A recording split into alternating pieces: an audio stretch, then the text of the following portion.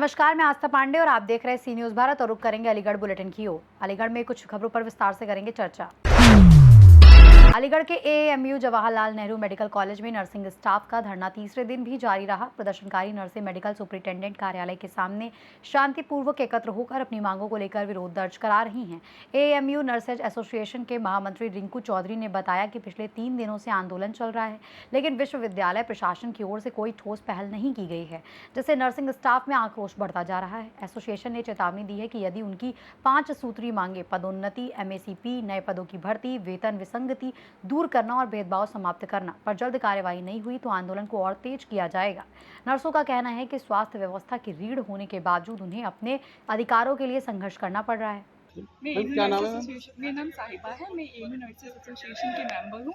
हम यहाँ पे प्रोटेस्ट कर रहे हैं। जो हमारे कुछ बेसिक राइट्स हैं उसको लेकर हम यहाँ प्रोटेस्ट कर रहे हैं, जिसमें मेन जो है वो है रिक्रूटमेंट और जो हमारे फिक्स सैलरी और कॉन्ट्रैक्ट के जो स्टाफ हैं उनकी जो सैलरी मिनिमम सैलरी बेसिस पे वो काम कर रहे हैं, जो कि इंक्रीज होनी चाहिए। उसके अलावा जो हमारा प्रमोशन नहीं हुआ है 10-20-30 सालों से यहाँ पे सेम ही पोस्ट पे लोग काम करे जा रहे हैं, कोई प्रमोशन नहीं है। उसके रिगार्डिंग हमने यहाँ पीसफुल मार्च प्रोटेस्ट रखा है और जो कि अगर नहीं पूरा होता है तो हम स्ट्राइक पे जाएंगे। एएमयू नर्सेज एसोसिएशन का संरक्षक और all India government nurses federation का वाइस प्रेसिडेंट। हमारा जो प्रदर्शन है, धरना प्रदर्शन जो है 13 तारीख से चल रहा है। 13 तारीख को हम लोगों ने ब्लैक बेज बांधे और 14 तारीख को हम लोगों ने सीएमएस ऑफिस के सामने धरना प्रदर्शन किया था। आज 15 मई 2026 को हम लोग जो है मेडिकल सुपरिटेंडेंट ऑफिस के सामने धरना प्रदर्शन कर रहे हैं 5 मांगों को लेकर। डीपीसी, रिक्रूटमेंट, एमएससीपी और सेम वर्क सेम पे और medical benefit for the pixel staff.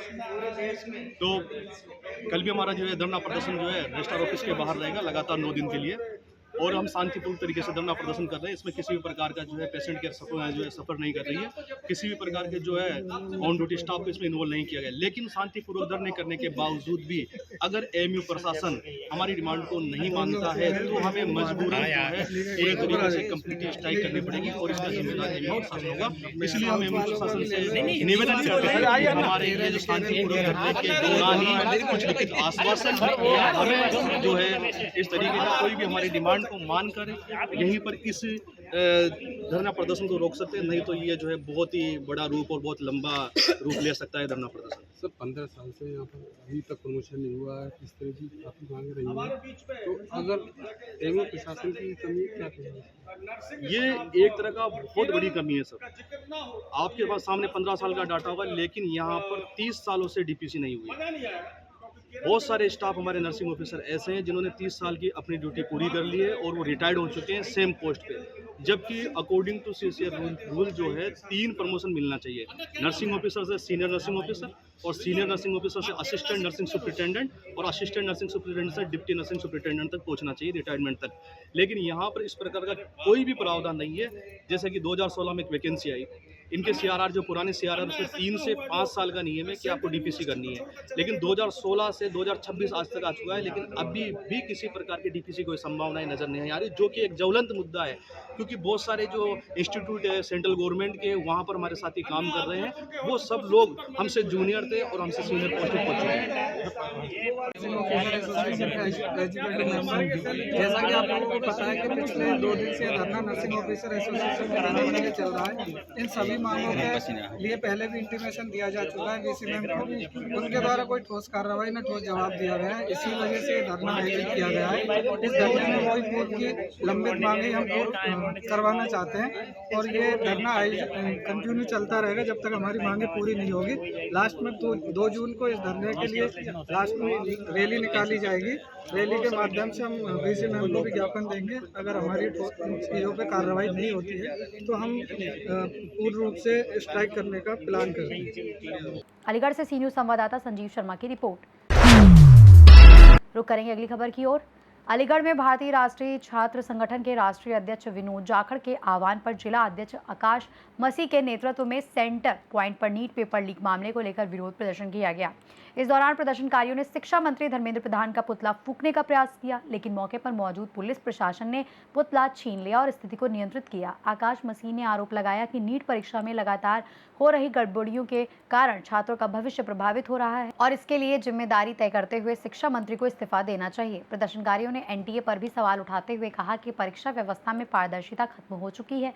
इस दौरान बड़ी संख्या में छात्र छात्राएं मौजूद रहे और सरकार के खिलाफ नारेबाजी भी की गई।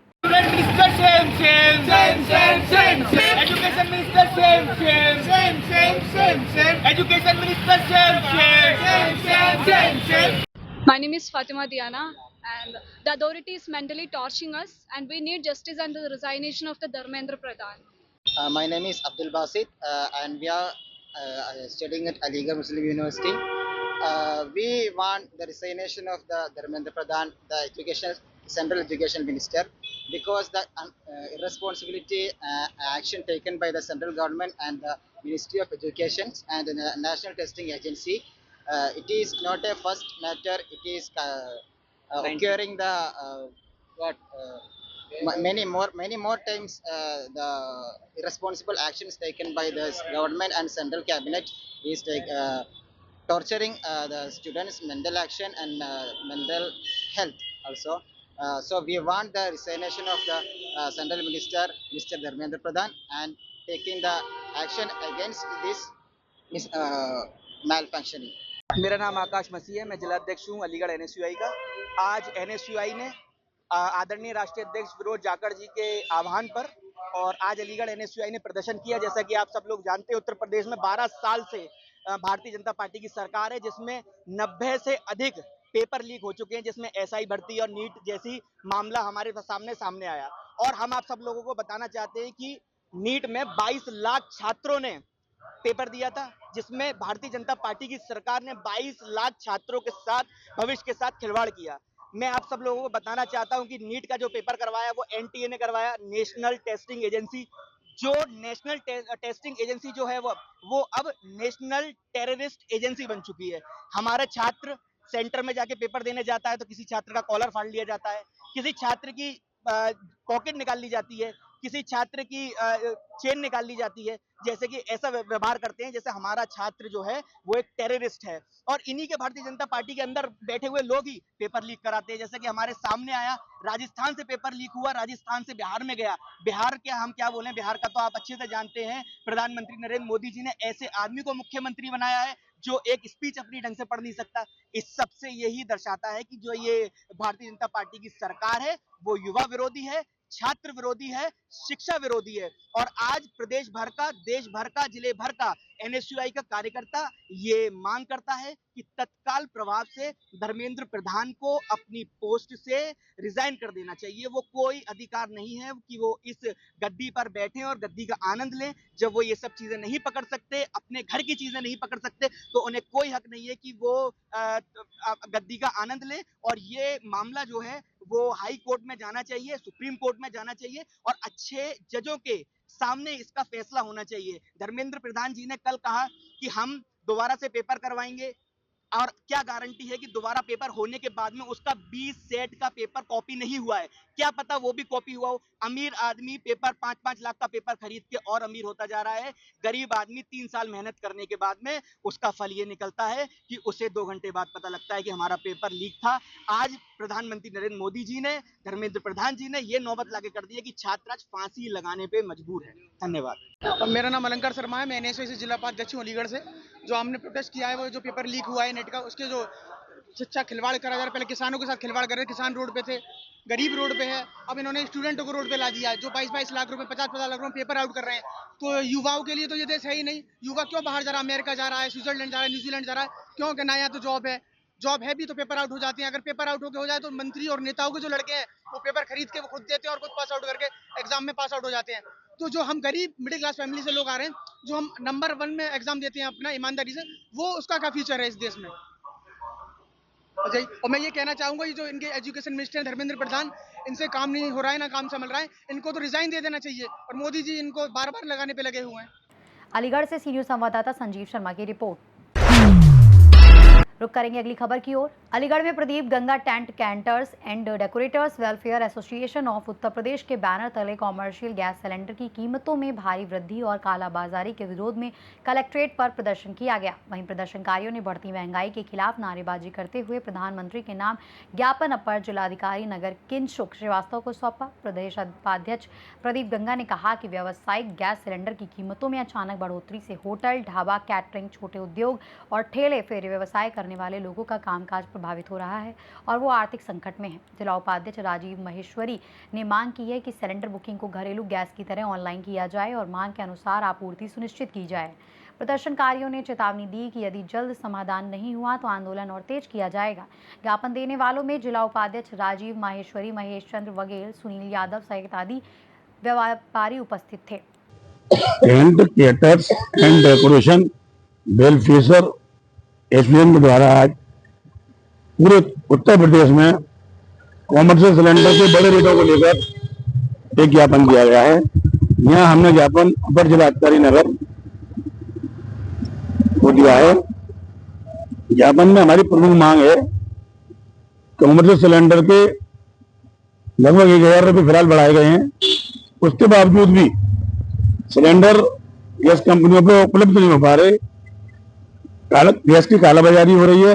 4 से 5 हजार रुपये का सिलेंडर कैटर्स और हलवाइयों को, होटल वालों को उपलब्ध हो रहा है। अगर यही व्यवस्था आगे तक चलती रही तो एक छोटा व्यापारी है, ढाबे वाला है, होटल वाला है, कचौड़ी बेचने वाला है, ढकेल लगाने वाला, ये बर्बाद हो जाएंगे। अपने व्यापार से हाथ धोना पड़ेगा। वैकल्पिक व्यवस्था भी हम करना चाहें तब भी नहीं कर पा रहे क्योंकि लकड़ी को वाला भी बहुत महंगा है। इसलिए हमने प्रधानमंत्री से मांग की है कि अति शीघ्र जो रेट बढ़ाए गए हैं कॉमर्शियल सिलेंडर पर उन्हें वापस लिया जाए और गैस की जो उपलब्धता शादी विवाह में हमें हो रही है, हमारे कैटर्सों को हो रही है, वो उपलब्ध जो समय से कराई जाए। क्योंकि जब वो लेने जाते हैं एजेंसी पर 1 या 2 सिलेंडर पकड़ा दी जाती है, जरूरत उन्हें 10 सिलेंडर की होती है लेकिन 2 मिलते हैं, इससे उन्हें फिर मजबूर ब्लैक में खरीदने पड़ रहे हैं। तो यही मेन मांग है। बाकी हमने 11 सूत्रीय ज्ञापन अपर जिलाधिकारी को दिया है। हमें उम्मीद है प्रधानमंत्री हमारी बातों को समझते हुए निराकरण करने की कृपा करेंगे। जय उद्योग, जय व्यापार, धन्यवाद। अलीगढ़ से सी न्यूज़ संवाददाता संजीव शर्मा की रिपोर्ट। रुक करेंगे अगली खबर की ओर। अलीगढ़ के थाना महुआ खेड़ा क्षेत्र में पीएसी जवानों पर 2 युवकों के साथ मारपीट करने का गंभीर आरोप लगा है। जानकारी के अनुसार एक युवक रिश्तेदारों के लिए मिठाई लेने दुकानों पर गया हुआ था, जहां कथित तौर पर सिविल ड्रेस में मौजूद पीएसी जवानों ने उसके साथ मारपीट की। परिजनों का आरोप है कि जब युवक का भाई बीच बचाव करने पहुंचा तो उसके साथ भी मारपीट की गई, जिससे दोनों घायल हो गए। ये भी आरोप लगाया गया कि झड़प के दौरान मिठाई की दुकान में रखी गर्म तेल की कढ़ाई से युवक पर तेल गिर गया, जिससे वो झुलस गया। वहीं एक पीएसी जवान भी इस दौरान घायल हुआ है। पीड़ित पक्ष ने जवानों पर नशे में होने का आरोप लगाया है। घटना के बाद दोनों घायलों को थाना पुलिस ने दीनदयाल अस्पताल भेजा, जबकि मामला सोशल मीडिया पर वायरल वीडियो के बाद चर्चा में आ गया है। पीएसी कमांडेंट ने टिप्पणी से इंकार किया है और पुलिस मामले की जांच कर रही है। क्या नाम है आपका? बीरकाल सिंह। कहाँ के रहने वाले? देवसैनी। खाना कौन सा? क्वारसी। ये चोट कैसे लगी आपको? सर ऐसा हुआ था, मैं क्वारसी की तरफ से जा रहा था, 3-4 लोग इसे मार रहे थे छोटे भाई को। मैंने उनसे पूछा, बीच विचारा किया। उसके बाद उनसे पूछा मैंने क्या बात है, तो वो गाड़ी गुलाम दे रहे। मैंने सुनो, दुकान वाले से पूछी तो बोले सर इतना था कि ये सामान ले रहे थे तो पीछे से आए, बीच में घुस गए। जैसे आप दोनों खड़े हो, इसे धक्का दे दिया, ये गिर गया। इसने कहा भाई तुम ऐसे धक्का क्यों दे रहे हो सकता है उसने ड्रिंक कर रखी थी, क्या चीज़ है, ठीक है ना। मैंने उनसे पूछा, मैं यार तुम धक्के भी देते हो, दूसरे से बदतमीजी करते हो, बोले तुम कौन बदमाश हो? यार हम बदमाश क्यों, इसे तुम मार रहे हो सब लोग। उन्होंने हमसे भी बदतमीजी शुरू कर दी। तुरंत 4-5 आदमी और बुला लिए। 3 जने तो पहले से मार रहे थे। जब मैं वहाँ पहुंचा तो उसके बाद उन्होंने कॉल करके 5-6 लोग और बुलाए, गाड़ी से आए और बुला लिए उन्होंने। किसी चोट भी है उनके? आपके नहीं, मेरे यही चोट है, इनके चोट है, पैरों पे तेल डाला है, इसके तेल डाल रहे थे, मैंने वो हाथ लगा दिए, रोक दिए तो वो तेल मेरे ऊपर आ गया। ये कमल हलवाई की दुकान के घर, पीएसी के ठीक सामने। देवसैनी। हाँ, एप्लीकेशन दी है। कहाँ गई थी? महुआ खेड़े थाने। अब कहाँ पर आए हो? अब दीनदयाल में है जी। मेरा नाम अशोक कुमार है। कहाँ के रहने वाले हैं? गांव देवसैनी का रहने वाला। ये जिनके साथ झगड़ा हुआ है, इनके चोट है, कौन है ये? हमारे गांव के लोग हैं। तो क्या हुआ था पूरी बात बताइए। सर ऐसा हुआ था कि ये जो है पवन चौधरी, इनके यहाँ कोई गेस्ट आए हुए थे, ये उनके लिए मिठाई लेने के लिए आए थे पीएससी पर। तो जब ये मिठाई ले रहे थे तो ये हम नहीं जानते थे कि ये कौन लोग हैं। 3 लोग आए और आकर के इन्होंने धक्का देते हुए निकले। इन्होंने ये कहा कि भाई आप इस तरह से धक्का वक्का दे रहे हैं तो आप तरीके से लीजिए। इतनी ही बात पर तू बदमाश है, क्या करेगा तू, और इनके पवन के साथ मारपीट करना शुरू कर दिया। जब मारपीट कर रहे थे लोगों ने रोका भी नहीं, रोके। उस समय ये बीरपाल आ गए वहां पर। बीरपाल ने कहा भाई आप गाली गलौज क्यों कर रहे हैं, मारपीट क्यों कर रहे हैं। तो इन्होंने क्या किया कि 3 लोग तो ये पहले से ही थे, फोन किया इन्होंने, 7-8 लोग एक कार से और आए, व्हाइट उनकी गाड़ी थी, उससे ये लोग आए और इन लोगों ने फिर भरपूर तरीके से लोगों से मारपीट की। वहां कढ़ाई में तेल गर्म हो रहा था, उस कढ़ाई के तेल को इनके ऊपर गिरने के चक्कर में वो खुद जो सिपाही है वो खुद उसमें एक बार गिर गया और उसके बाद उठा के कढ़ाई का तेल इनके ऊपर फेंका। तो बीरपाल है, इनके पूरे हाथ जल गए हैं, इनके पैर पूरे जल गए हैं, घुटनों तक पूरी जलावट है इनके। कौन लोग थे जिन्होंने मारपीट की? सर ये पहले तो हमें नहीं पता था, पर हमें मालूम है कि पीएससी के जवान थे जो सिविल ड्रेस में थे 3 लोग, और बाद में जो आए वो भी सिविल ड्रेस में थे। क्या उन्होंने नशा करता था? सर जो पहले जो झगड़ा किया उनसे तो यही महसूस हो रहा था कि उन्होंने क्योंकि वो किसी की बात सुन ही नहीं रहे थे। आपने शिकायत दी है थाने में? जी थाने में इन्होंने एप्लीकेशन दी है, तहरीर दी है इन्होंने, पर थाने में जो तहरीर दी गई है उसके लिए ये कहा जा रहा है कि इसको बदलिए आप, ये गलत है। तो जो हुआ है वो घटना इन्होंने बताई है, उसमें गलत का तो कोई मतलब ही नहीं बनता है। मेरे तो क्या नाम है आपका? ये भी पवन है मेरा नाम। कहाँ के रहने वाले? मैं देवसैनी का रहने वाला हूँ। चोट कैसे लगी आपकी, ये बताइए। ये चोट उन्होंने मारा है मुझे, ये भी मारा है, ये भी चोट लगी हुई है, मेरी पूरा ये पैंट भी फट गई है, उसके अलावा मेरा ये पूरा फट गया है सर। किस बात पर झगड़ा हुआ था? कोई झगड़ा नहीं था, कोई मैटर नहीं था, सिर्फ उन्होंने मुझे जैसे गुस्से में नहीं धक्का लग जाता है, उन्होंने मुझे धक्का मार दिया। तो मैंने ये बात बोली कि मैंने यार धक्का क्यों मार रहे हो, बस उसी बात पे वो अपने आप में तू कहाँ का बदमाश या क्या, ये मैटर जो भी उन्होंने अपनी बात बोली। कितने लोग थे उन्होंने जब आए थे तब 3 थे, उसके बाद उन्होंने 5-7 और बुला लिए। किस जगह की घटना थी? ये है क्या नाम है, बिल्कुल पीएससी के सामने, ठीक है ना, कमल स्वीट्स की जो दुकान है ना मिठाई की, देवसैनी मोड़ पे सामने पे। वो लोग जिन्होंने मारपीट किया ये कोई पीएससी के थे, मैं तो ऐसे नहीं जानता हूँ, लेकिन पीएससी के थे, पीएससी के जवान थे, सादा वर्दी में थे बिल्कुल। जब शिकायत करी आपने? उन्होंने नहीं, मैंने वहां पे वहां गया हूँ महुआ खेड़ा में, वहां पे मैंने एप्लीकेशन दे दी है। बाकी वो कौन थे उस समय मेरे को इतना पता नहीं है। क्या नाम है आपका? हरबंस सिंह। अच्छा कांस्टेबल है, कहाँ पर कांस्टेबल है? 38 बटालियन। अच्छा उसमें बेटा, अच्छा मामला क्या था? मैं सर नाश्ता करने गया था सर वहाँ। आप भी नाश्ता करने गए थे? जी, हाँ। और ये ड्रिंक किए वहाँ बैठे थे लोग, तो मैंने हलवाई से कहा मैंने भाई वो नाश्ता दे, तो ये वहाँ मुझे गाली देने लगे कि तुम नहीं मांगो नाश्ता, पहले हमारा हुआ। मतलब गाली क्यों दे रहे यार, गाली में क्यों? हाँ। बस इसी के बाद वो लोकल के लोग थे, उन्होंने मार पड़ाई चालू कर दी। इनके द्वारा आरोप लगाया जा रहा है कि आपने इनके साथ मारपिटाई स्टार्ट की, पहले से क्या है पूरा मामला ये? नहीं, ऐसा कुछ नहीं। अलीगढ़ से सी न्यूज़ संवाददाता संजीव शर्मा की रिपोर्ट। रुक करेंगे अगली खबर की ओर।